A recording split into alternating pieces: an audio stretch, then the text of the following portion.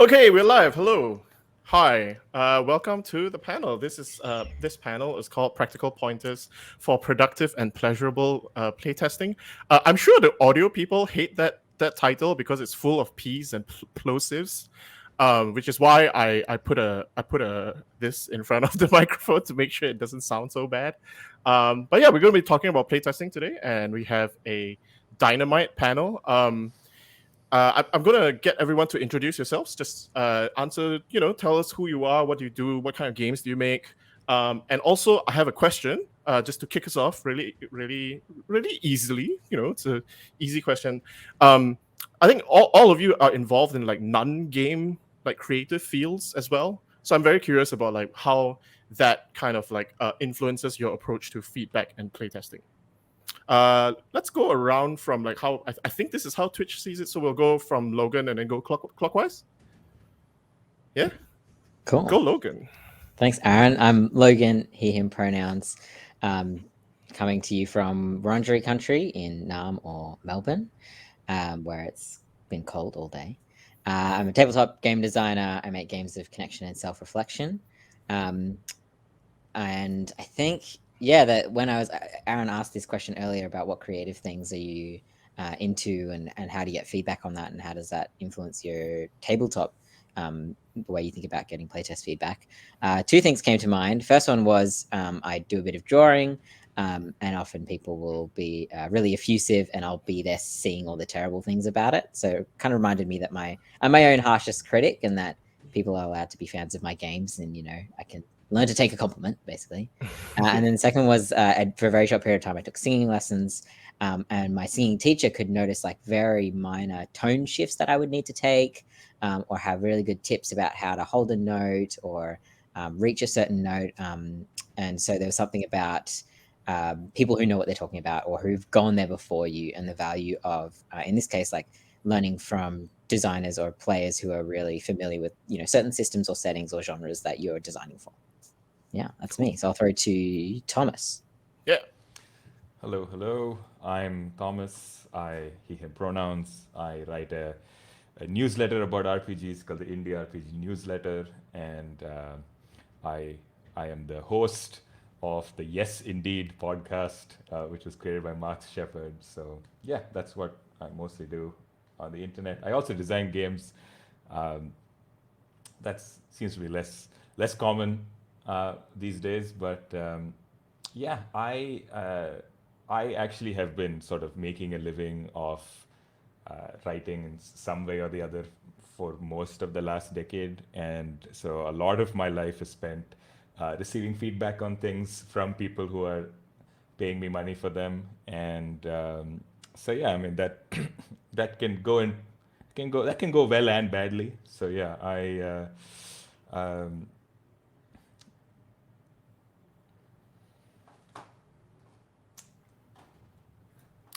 Oh no, we seem to have lost Thomas for a bit. Um. Oh no. Uh. Oh, is he back?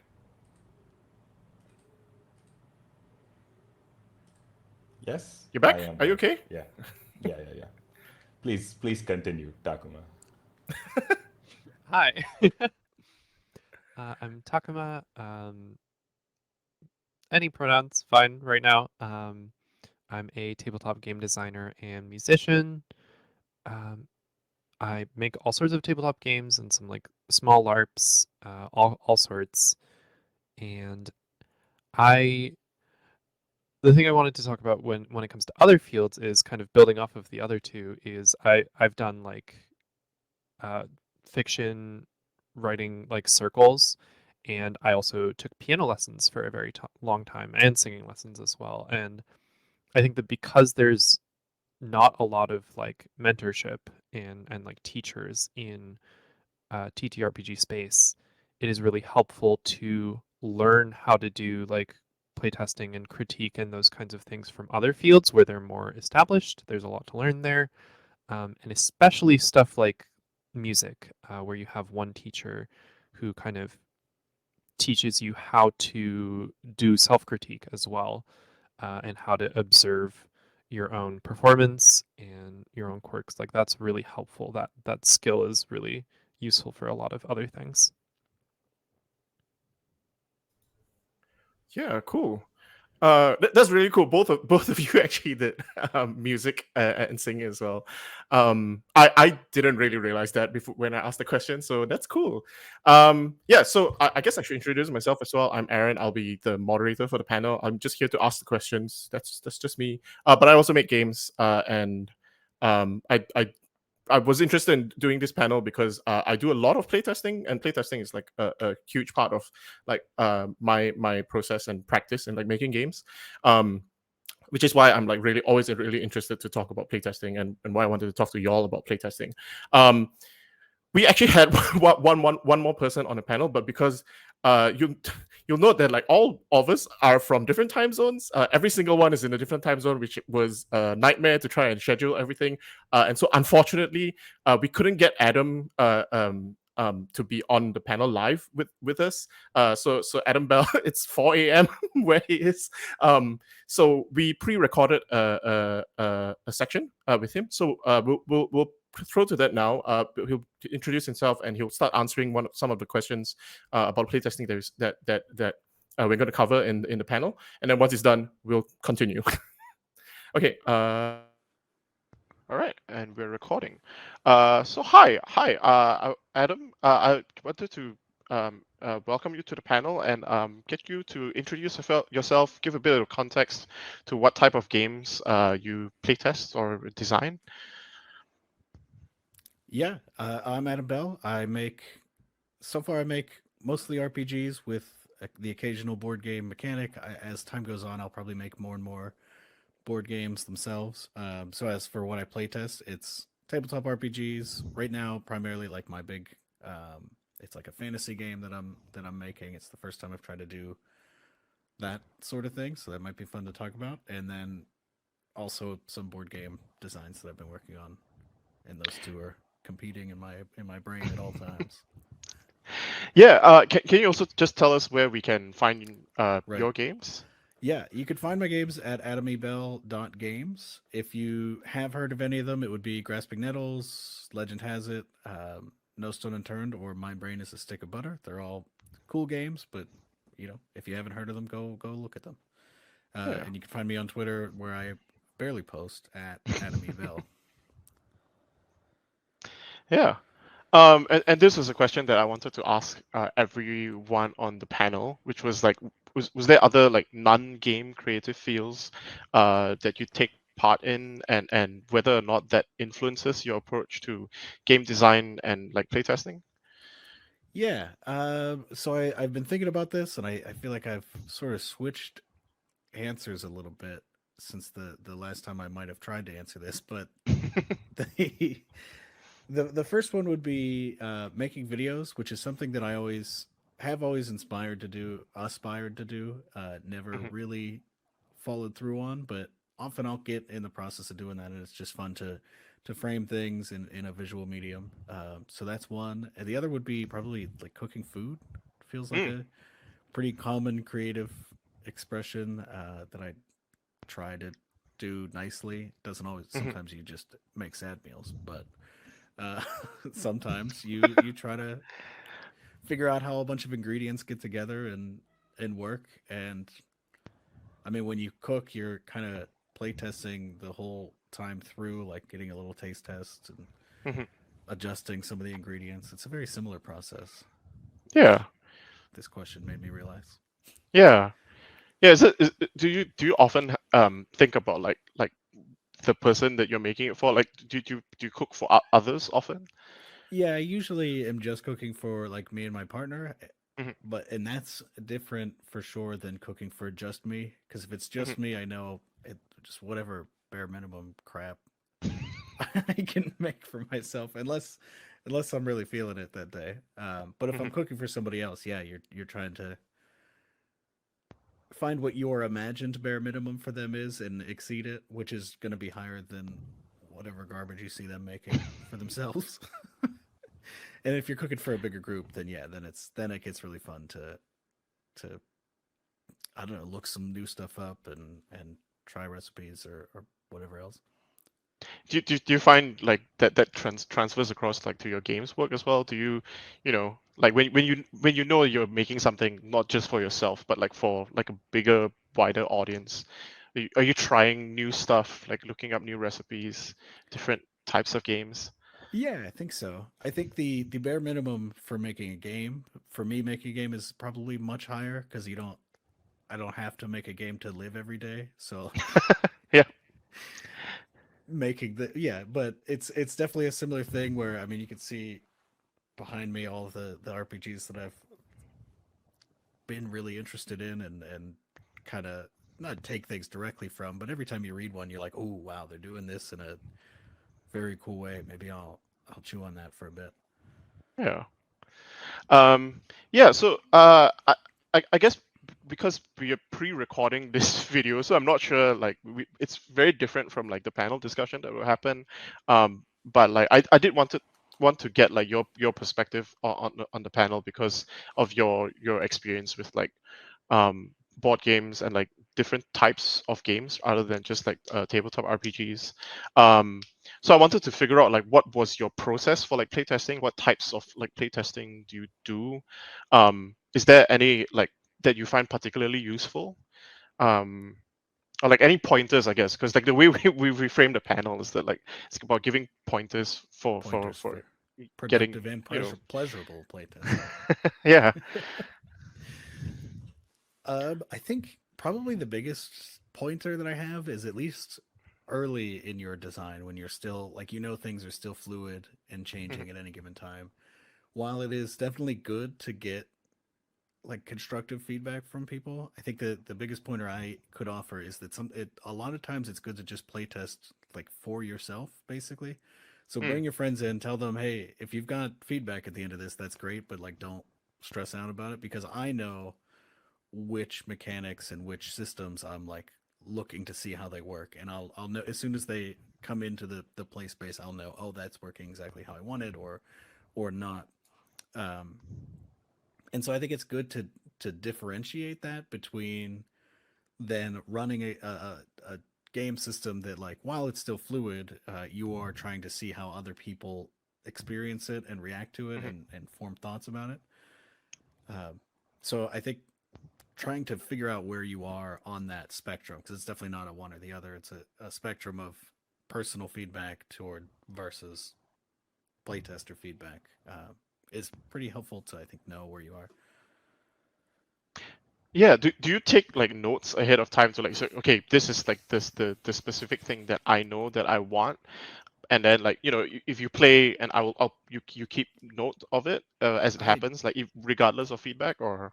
I should I definitely I definitely take mental notes Mhm, of just feeling. I'll take a note if I have an idea for how something could be better or if I notice mhm, something particularly bad. I don't. mhm, I mean, I've just always been a bad note taker, so I don't pre-take notes really. I just kind of hop in and see where it goes. mhm, But yeah, taking notes on specifically like what if something comes up, I'll either take a note of, oh, maybe next time I'll try it this way. I'll change the dice to work in a different way or whatever it might be, or mhm, even I'll just say, hey, can we just run this back real quick? I have mhm, an idea for how this might work better. Tell me like, and then I'll initiate like a little mini feedback session within the playtest of mhm. like, all right, which one of those made more sense? So Right. just sort of live design, note taking, whatever. Do you find that like that does it help like if like playtesters are more focused on playing rather than play testing? Because like sometimes like they might be thinking like having the second order thought of like, oh, what are the things that could be better rather than just playing the game as they would if it was just a game given to them. Yeah, I think so. Mhm, I think that's sort of what maybe I'm unintentionally getting at when I decide I'm playtesting for myself is like you mhm. guys just have fun. I'll be stressed out back here thinking about systems and Yeah. stuff. Yeah. Yeah, is that something that like comes from like the board game playtesting approach? Because I know they do a lot of what they call like blind playtesting. Like that's a very common thing. Like in fact, I think the pandemic guys, they would like get people to record their games and just watch them, and like don't take any feedback, right? Right. Yeah, I think maybe because I mean board game playtesting is often like the players are playing it, but they're also then just trying to break it, which is much more. It's much different than like an RPG where like I don't think any RPG playtester that I've had has tried to break my game as much as anytime I've playtested a board game. Like somebody's like, all right, let me see if I could. I'm gonna play to this extreme and see if your game explodes. Mhm. But that is sort of a form of play. It's like they are trying to maximize the strategy because they see maybe a gap in the rules, and they might not express it as playtest feedback. They just know like, oh, if I do this, Mhm. he might not have thought of this. If that, Yeah. yeah. Um, unfortunately, like this is actually uh we have a limitation of how much time we have We're for running the up on it. panel. Yeah. It is really, really, really, really short feeling. So like as we end, can you just kind of like just give the plugs, like where we can find your stuff from you? Yeah, go get my games at atomybell.games, and find me on Twitter at atomybell. You can talk to me more if you want to hear more. Cool. Yeah. So that was Adam. We had it wasn't just so that we. I mean, definitely because we want to hear from everyone else on the panel, but also there's technical limitations. Like videos can only go for exactly 10 minutes, and that's it. And so it was very funny trying to like keep an eye on the time while we were talking about that, which we would probably still need to do for this because we have quite a lot to cover. I think the way we're gonna do the panel is we've made some promises, we've written some checks, and we're going to have to cash them. Because in the panel description, we said we'll talk about how to find playtesters, how and when to start playtesting your game, what to do when you actually sit down to playtest, how to give and take feedback, tips for being a better playtester. So rather than just being from the perspective of a game designer running a playtest, and how to implement playtest feedback. So those are kind of like the questions I wanted to get through. We'll see how much we can get through in the time that we have. So yeah, I guess I'll start off with how and when do you start playtesting? This is like starting at the beginning. Like how do you tell when you have a thing that you're like ready to playtest? Logan, did you have any thoughts on that? Yeah, I guess where I tend to start thinking about playtesting is when I have a mechanic or a scenario or something that I can envision in my head how it might go, but I want to actually test it with people who aren't me, and sort of remove my assumptions and reveal my bias that might be in the text or things that I've written that seem really clear to me but aren't to other players. So when there's something that I want to test how it actually goes, that's often that's often the first start when I'll start looking for playtesters, even if the game isn't fully finished. So it could just be even a simple mechanic that I just want to see how it works out. Right. So like the moment you realize you can no longer rely on yourself, on just yourself. Or when I right? can't, I could go to any dice, right, and run a bunch of dice, calculations and stuff. But it's that I feel like that's different to actually have people roll the dice and experience, whatever bell curve or what have you. So when it's going to take more than just me sitting there rolling dice or writing journal entries or just thinking and imagining, then I'll turn to playtesters. Right. So do you consider that like mode of like thinking and like imagining play like part of your playtest process? And I guess this we open for anyone as well to answer. Sure. Yeah, I think I do. The imagining how it might go, or hypothesizing, or doing a high level playtest where I'm, maybe not going in depth and creating much story, but doing a high level of the mechanics. Yeah, that sort of seems like a high level initial playtest that I would do. What do other folks think?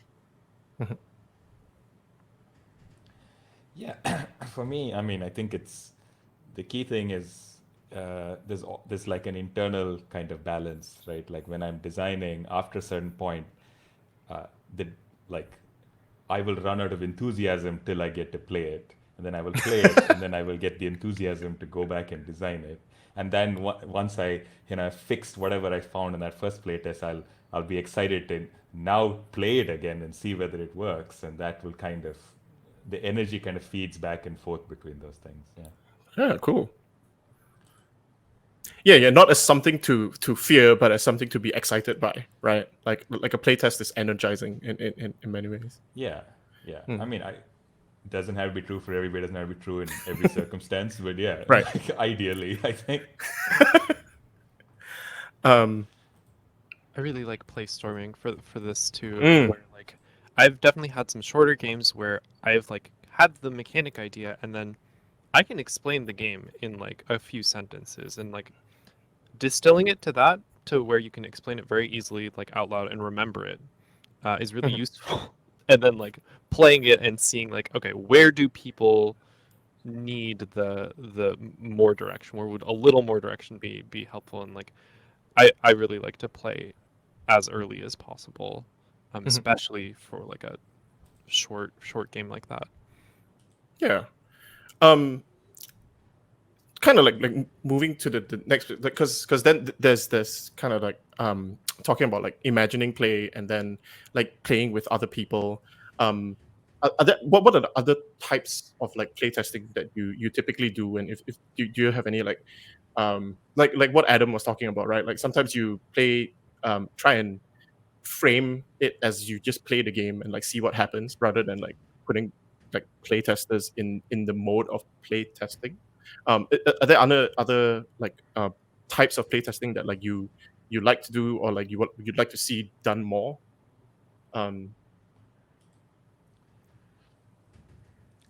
Yeah, I mean, so building off what Logan said, there is like sometimes you just want to test a very tiny piece of a game, and I think that's how uh, Playtest Zero started. Which Playtest Zero is something that, like Aaron runs it, has a session in a Southeast Asia friendly time and a session in a US friendly time. It's like people get an hour to play test games. And in an hour, when you think of it in that sense, like what can you do in an hour, right? Like everything stems from that choice that, okay, you get 1 hour sessions of playtesting time. And yeah, that is a constraint, and that can be very useful, trying to figure out what I can test in 1 hour. So yeah, I recommend that for sure. Yeah. So, like Thomas, you were one of the big early drivers for starting that as well. So, I did have a specific question, because Logan and Takuma both, actually all of you have done like solo games, right? Like journaling games. Are there like different approaches? Like, do you like self-test it more than like other multiplayer games? And like, how is it to like playtest a solo game? It has to be really playable for me. A part of my like philosophy for solo games is that because you don't have the momentum of a group, you have to have as little barrier between you and jumping into play as naturally as possible, as quickly as possible. And if I'm not hitting that on my own, then it's like it's no good. It's no good. I have to be able to do that first, and yeah, like play testing until I can tell pretty quickly is the good thing. Is like I can adjust. But yeah, if it's not like clicking within like 15 30 minutes, I'm like, okay, back to the core thing. I have to fix something here. Yeah, totally agree. That's a great point around solo games being more finished, because that's, yeah, they don't have anything else. Usually it's the PDF or it's the zine or whatever, and that's all they have. And so your design intent and voice in the text has to be really clear. And if I can't understand my own design voice, then there's a problem. So yeah, I just agree, echoing what Takuma said there. Yeah. Cool.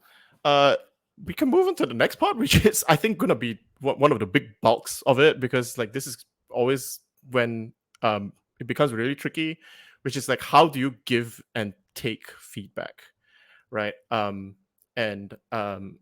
We heard one take on it, right? Like early on with Adam talking about like just observing people.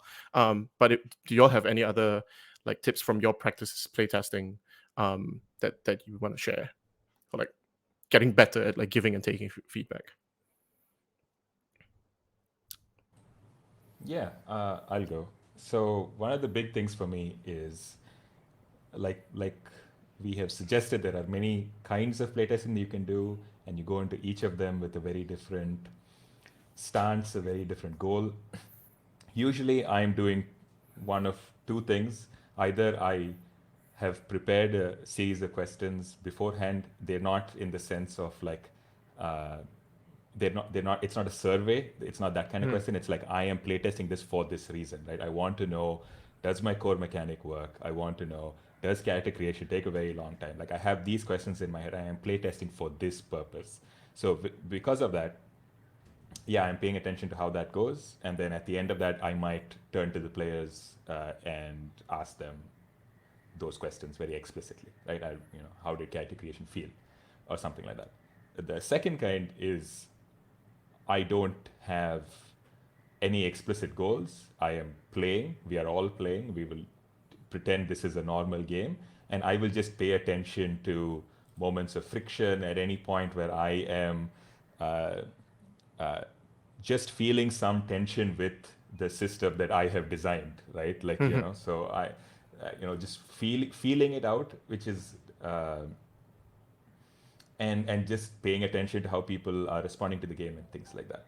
So, those are the two ways for me.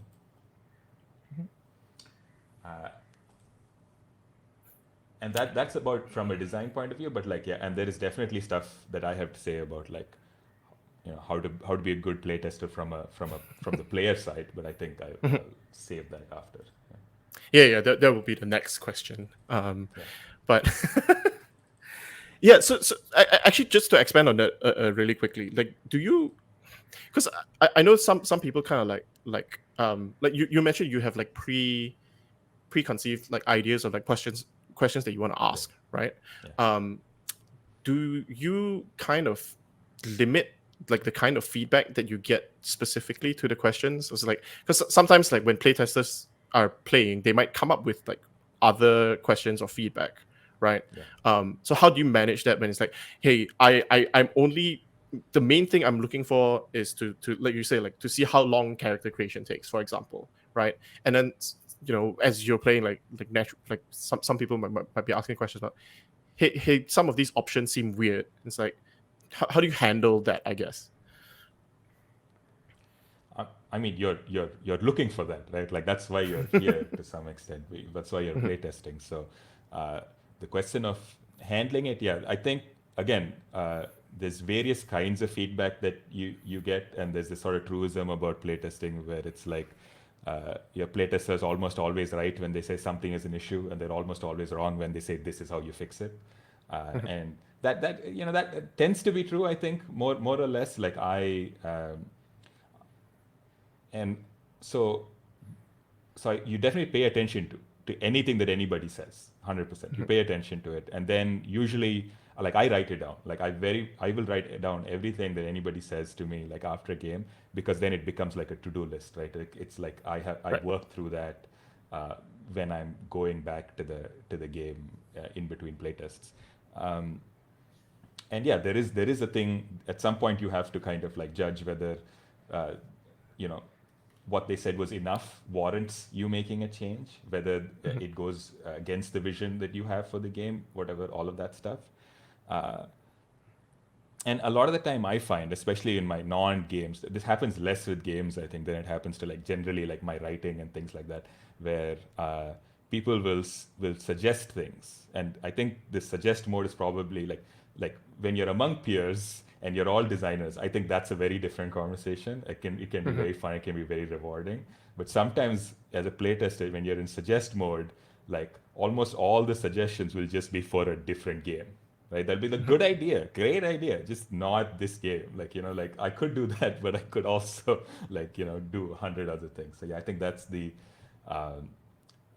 you keep your eye out for that kind of stuff, and almost everything else, like you do want to like engage with as much as you possibly can. Yeah. For Sorry, did you already have something, Takuma? Oh yeah, I was gonna say, maybe unsurprisingly, I think running feedback for playtests is similar to jamming, where you want to prep, but and you want to have like a sense of direction. You want to direct your playtesters in the right direction, but you also want to be flexible and you want to follow them, especially when it comes to how they were feeling.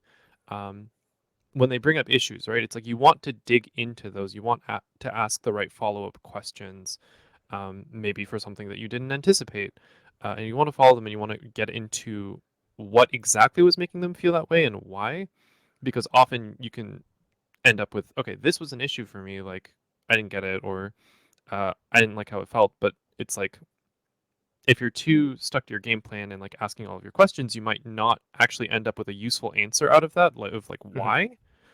And I think that is really important to keep in mind to be flexible. Yeah, I Yeah. guess the follow up that I had, I guess for Logan and Takuma, because you were talking about having very clear vision for like solo playtesting, right? And I think that transfers across to like many other games as well. It's just like how do you keep that in mind? Like how do you keep that lodestar there, right? Like having like a clear vision of what you want, when there's so many suggestions and like feedback to pull the game in like different ways.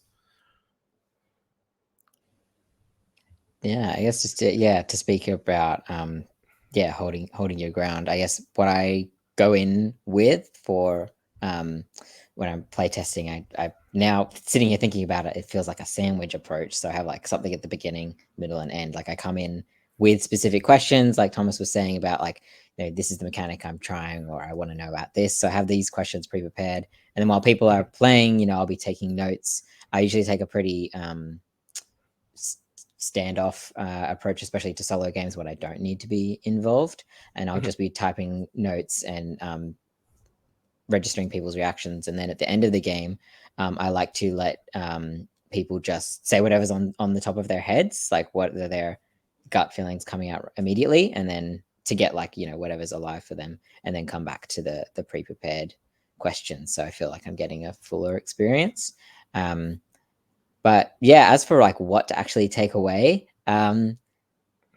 like some of it is just gut feeling. Like I'll go through once I've written all the notes of the game, I'll go through and like highlight. And I think it's it is important to highlight the positive and the like the critical feedback that you're getting. So if like I have a sentence of like they yelled woohoo at this point, I'll highlight that bold, and then I'll also highlight bold like they were confused about this point, or they seemed uncertain at this point. And so I think a lot of the critique that I take forward is on gut feeling and what I think feels aligned to the purpose that I'm trying to create with the game, because any game I create is looking to create a specific player experience or take the player on a specific journey. So if I feel like the critique will continue to move the game in line with that journey and that experience, then I'll bold that and I'll jot that down and take it forward. But if I feel like it's trying to do something else or move, or might be kind of more aligned to slightly different character arc or genre, then I'll leave that to the side. Yeah. Do you find sometimes you come in with one game and come out with two?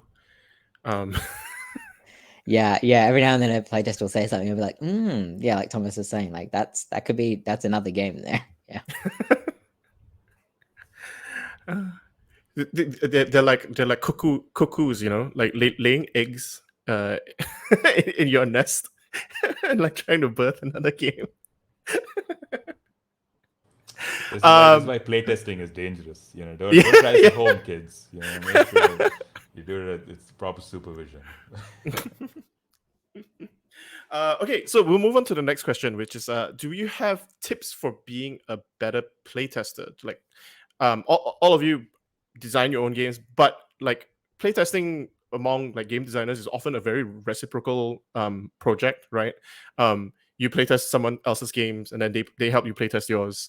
And often the best people to find like the most understanding of like the struggles of playtesting, and like therefore tend to make themselves more available for playtests are game designers. So do y'all have any like tips for being a better playtester? Can be from like a designer point of view or a non-designer point of view. Yeah. Takuma, do you have an answer for this question? Yeah, I mean, we've talked about it a little bit before, but like how you felt when you ran into certain mechanics, like what was really fun, what did you really like, what did you not like, what were you struggling with? It's like bringing up those things and then answering the questions that the designer asks of you instead of making suggestions. Like, yeah, I think that's mostly it. Is like for me is be honest about your feelings, and kind of have a conversation with the designer. Don't kind of like cling on to the thing that was really bothering you and be like, I have to bring this up. Yeah. Do you ask questions of like the designer as well? Sometimes when it's like yeah, like as a designer, I'm like, okay, I'm trying to understand what the thing you were looking for here is, especially if they weren't totally sure when they came in, and it's like I'm trying to clarify what would be most useful for me to talk about. I do that occasionally, for sure. Yeah, because you mentioned like it's a conversation, right? Like you try and like improve the conversation between like designer to designer. So, like is that something where like like yeah, like you can also ask your own questions to like Yes, figure yeah. out like, hey, what are you actually looking for here? Mhm. Yeah. Thomas, do you have any tips for being a better playtester? Yeah, yeah. The main thing for me is just remember that positive feedback is good feedback. Like it's not like your job isn't to be like, this didn't work or something like that. Because I think RPGs generally as an art form don't survive, uh, you know, uh, kind of this combative like approach. Like if you wanted to break a game, like Adam said this also in the video, if you wanted to break an RPG, it's absurdly easy. Like they can't, like it's not built for that, and there is no point really trying to do that. And it's also not very useful as a designer to design for people who would want to break a game like as well. You can try. Don't design for assholes, right? Yes. Yeah. Somebody once said that. I think it was the Buddha. Like just like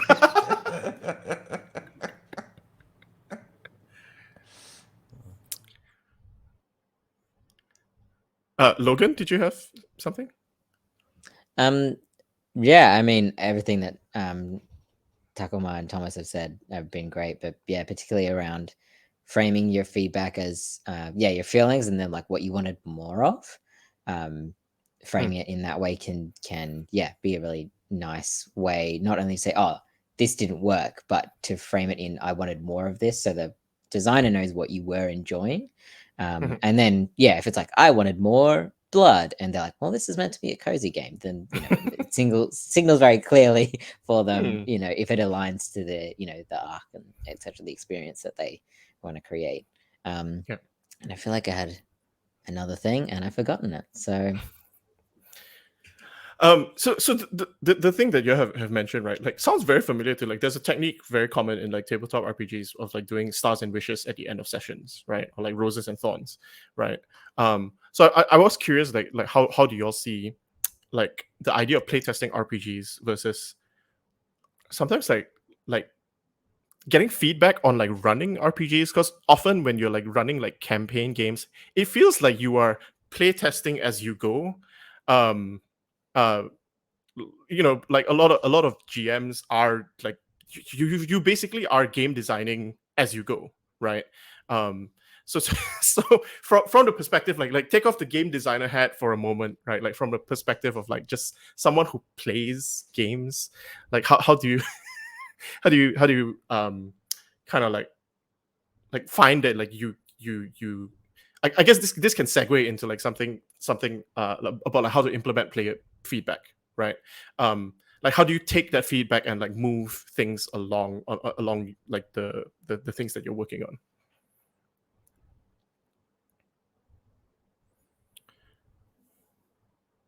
um, I had a specific thing talking about, because like you also you work with like publishers for your some of your games currently, and you're working with like a team as well. And I know Thomas and Logan, both of you have also done collaborative work rather than just like solo work. So I'm also interested in like how you navigate implementing playtest feedback when you have collaborators or when you have a publisher that has their own ideas about like the game as well. Yeah, I really, especially working with other people, having design goals to me is really important. Like these are the core things of my game. And when I'm working alone, this usually ends up being kind of the introduction to the game, the pitch. Like I want this to capture kind of the feeling I want from this game and what it does, and then I want the rest of it to follow that. Mhm. And I want to follow my own fun. The things that I'm like, I really want this mechanic. I want this. To be cool. I really like this bit. I like how these bits work together. Like you do have to protect those. You should take the feedback in, but you do have to protect your own fun. And you should be open to like modifying those things as much as possible, and like looking to playtesting for like ways you wouldn't have thought of to change those things. But if there's stuff you really want to keep, like you can do that. You can keep it. I'm sure you will find a good way to keep it and also change it in a way that is more useful. Stubbornness as a playtesting as a design virtue. Thomas, Logan, do you have any? I know we're running up against time here, so it's like do you have any tips on like implementing playtest feedback? Yeah, I mean, I think the stuff with most playtest feedback is you're trying to gauge, like, do I fix this now? Do I wait for more? Do I playtest some more and then see whether this remains an issue, or like, is this just not a useful thing for my game, right? Like, you know, and when people suggest things, like it's just something I wanted to say. It's like it's very exciting, and it is a wonderful thing when playtesters are so excited that they have 100 things to say about it. And I think it's, yeah, you just need that as a designer. You need to have that grace of like just receiving all of that and then saying thank you, and then kind of piecing it out by yourself later, calmly, in front of a Google Doc.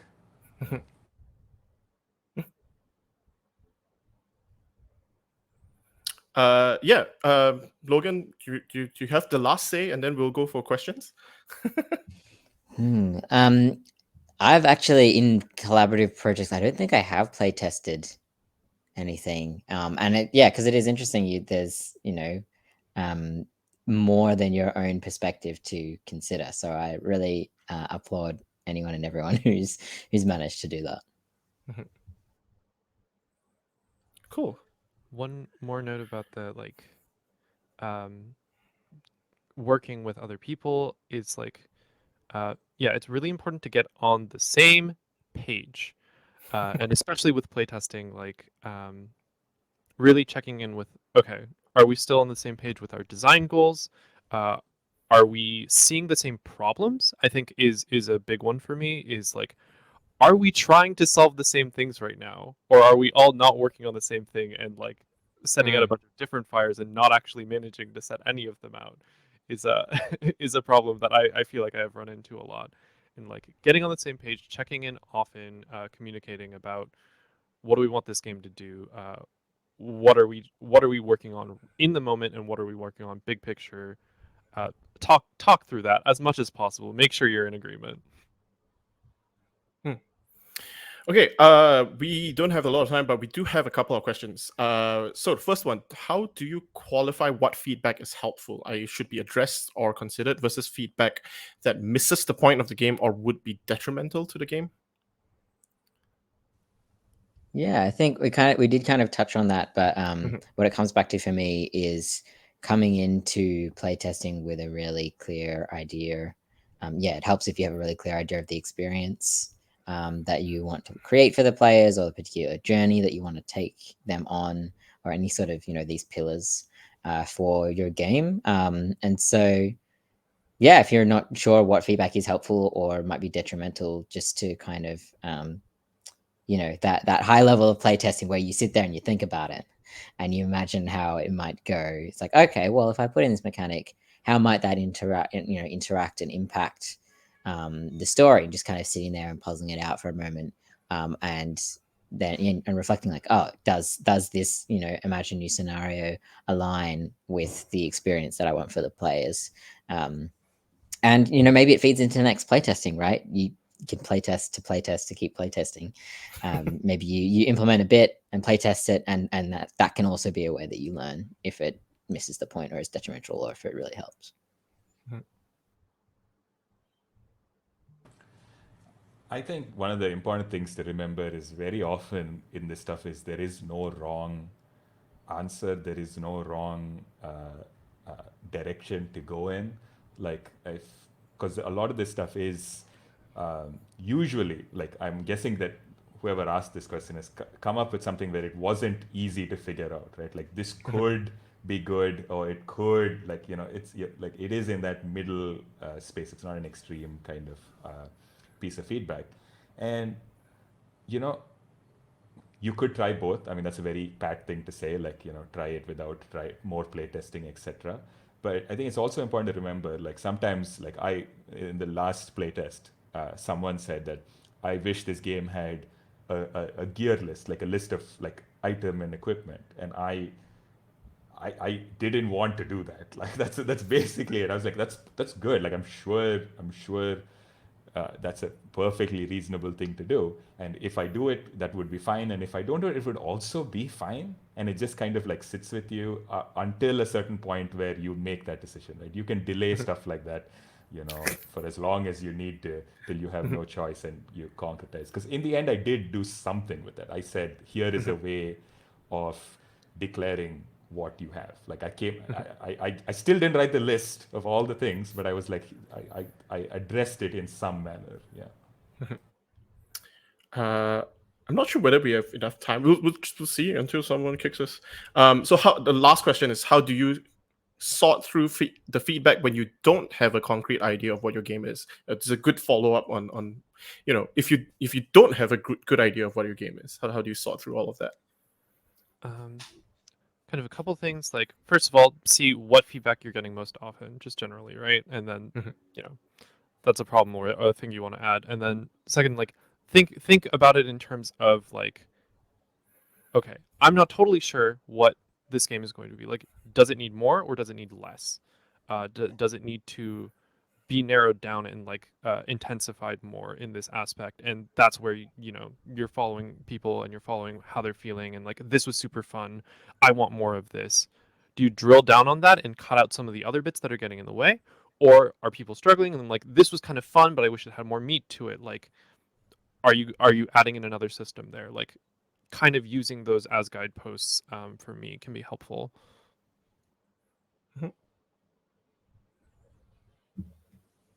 Yeah, I think if you don't have a concrete idea of what the game is yet, following your intuition or what excites you, if someone gives a piece of feedback, you're like, oh, that's really cool, or oh, no, I don't like that. Like, there are things that will evoke certain reactions in you, and just to pay attention to those reactions. And then when it kind of falls in the middle and you're kind of like, could be good with, could be good without, as Thomas was saying, you can write those down and those ideas aren't lost. And if the game continues to evolve, you can always come back to them and revisit them. So I say, follow the fun or follow the excitement. Yeah, that's cool. So it's like developing your own voice and a taste for, like, your own personal taste for like what you want out of games as well. That's pretty important. Okay, I think that is it for us for time. Can you all of you please tell us once more, like, where we can find you online and stuff? Starting with Logan.